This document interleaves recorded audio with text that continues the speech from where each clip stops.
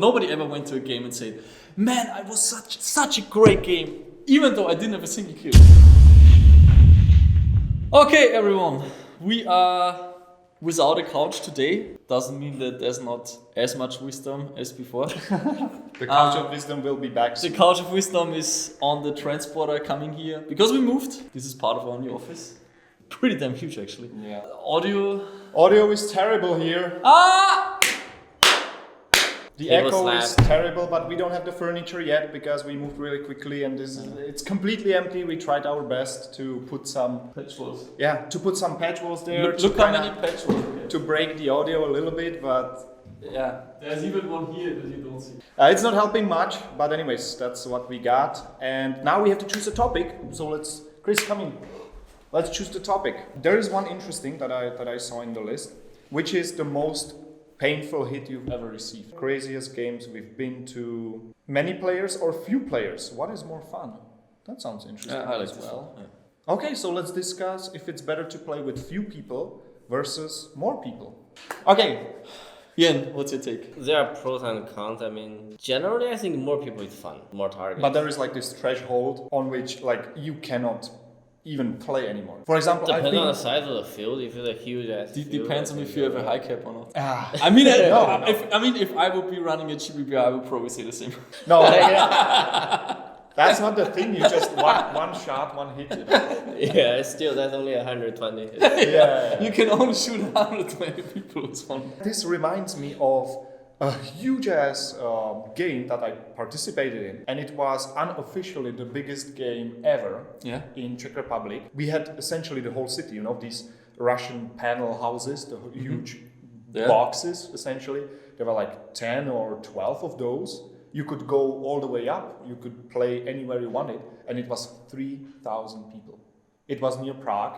This used to be like a city. It was a base, military base, or for people. Okay. I don't even know what it was, to be honest. But it was these huge buildings, and it was 3,000 people.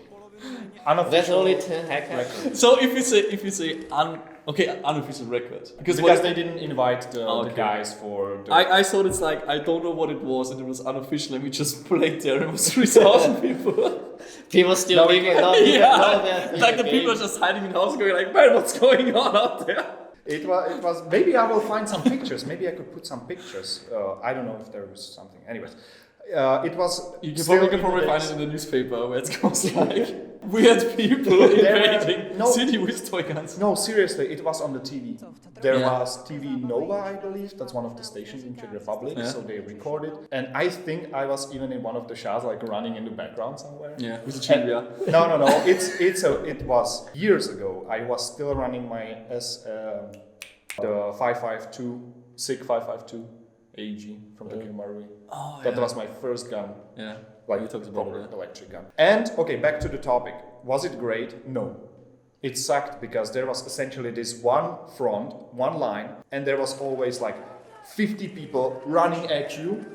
Yeah. You kill them and there is like 50 or 100 people running back, and this is what's happening all the time because there is no way to like flank them. There is no way to sneak around because there is just so many people. Like every spot is taken.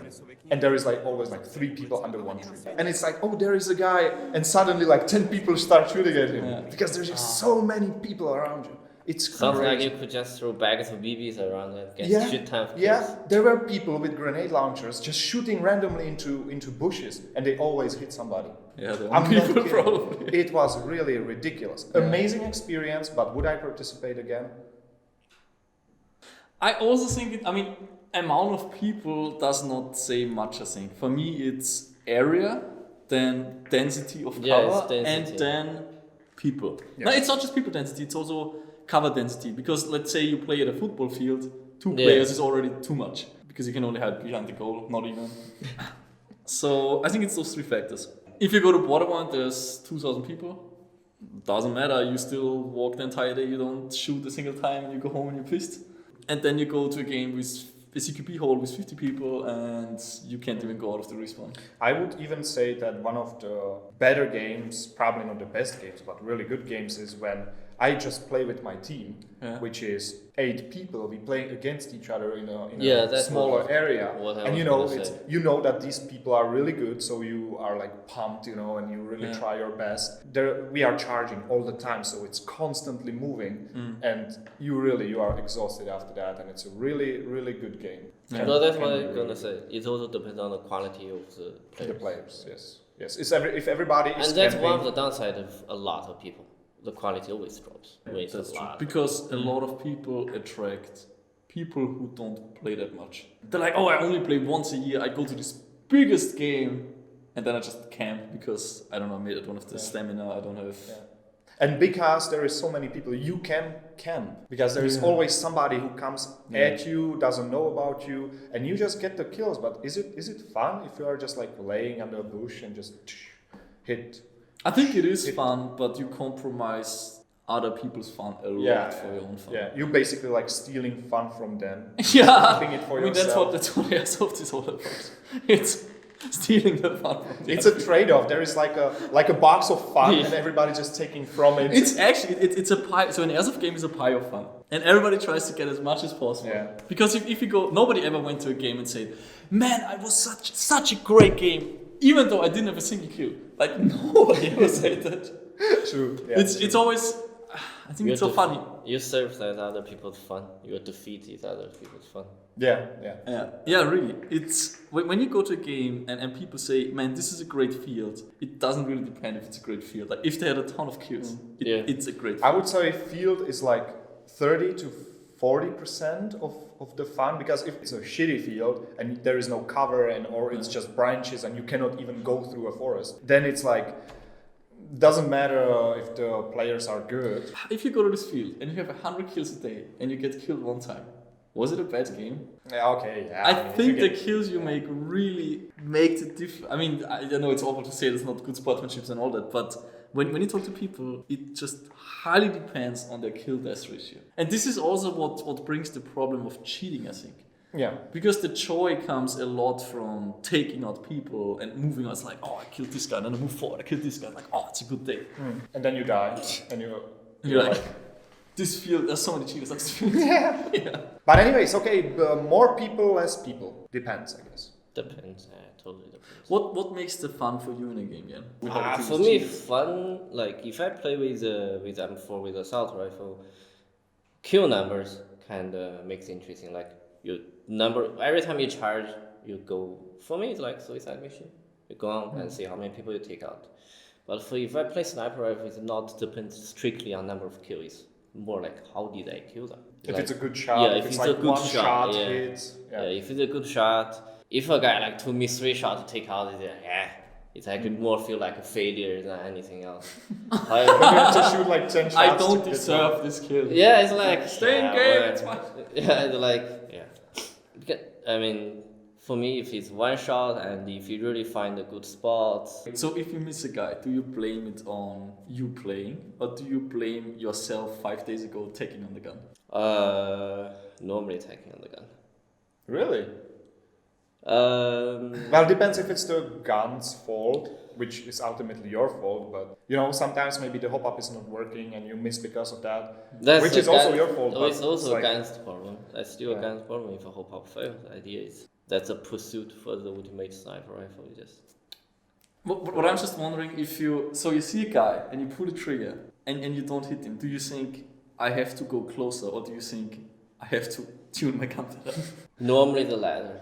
More power. I need more power for this. The guy's like 2 meters. I need more tool grip. The guy's like 10 meters. And he's like, I missed. I need more power. 10 meters away, don't fire. But then again, if I see a field that 10 meters gonna be the firing range, I wouldn't take a sniper rifle. Okay, if it's above 70, I take the benefit of that. It could be the BB, most time the BB. But between that sweet spot that I like a lot is kind of far away. Let's say 50 to 70 meters. That's a fun zone for me to play a sniper. Fun zone. Yeah. That is the part you can show the difference between the guns. Okay, let's make a conclusion. If you would have to pick, there's 2 games nearby. Yeah. Equally good fields. One is 50 people and one is 200 people. Which one do you pick? What's the side of the field? The question is like, you can pick an ice cream, one is red and one is green, which would you take? It's like, what's the taste of ice cream? How big is it? Is it vegan? Or like what's... Okay, the size of the field is appropriate for the number of players. I would go to the smaller one because I assume that the organization overhead is smaller, I get to play more and it's less safety briefing. Good point. I get why they're there. It makes total sense, but I hate safety briefings. I just hate them so much. It's like if you install a video game and every time you read through the AGBs, which you don't, you know the basic safety rules. They go like, they have to do it because there's beginners, but they go like, oh, if you hit, you have to raise your hand and shout hit, and just go. Oh, for us, this is kind of pointless. Yeah, for me, I would love if they make 2 tiers of. It's impossible to do that. We would have to implement more structure and like different levels of Airsoft players. But what I would love is there's like an entry tier and there's I played one game already. And the guy who played a game already gets a different safety briefing. So there's like the 1 hour safety briefing, but you only join the last 10 minutes and there they say, today there's no smoke grenades. Minimum engagement is this. This is the game mode. Maybe. Boom. Done. Yeah. Yeah, that makes sense. The bigger the game, the more organization, the less you play. So in theory, it's not a rule or it's not every time this case, but in theory, smaller games is more fun.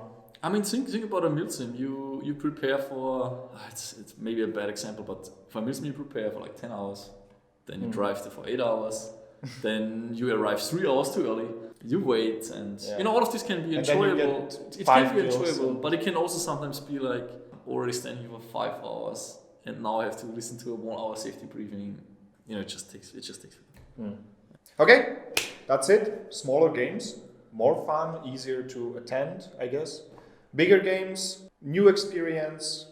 Something interesting can happen. You get to meet more people. Can be also fun, but it's just a little bit different. It's different. If you want to shoot people, small game. Yes, exactly. If you want some exotic experience. Like even if we played the 1v1s, no organization, no safety briefing. We just go to the field, 2 sides, we start the game, we shoot each other, we go again to the other side, we start again, and it's a lot of fun to play 1v1s. I mean, if you have a friend who's playing Airsoft, just go to the field alone. It's also great. It is fun.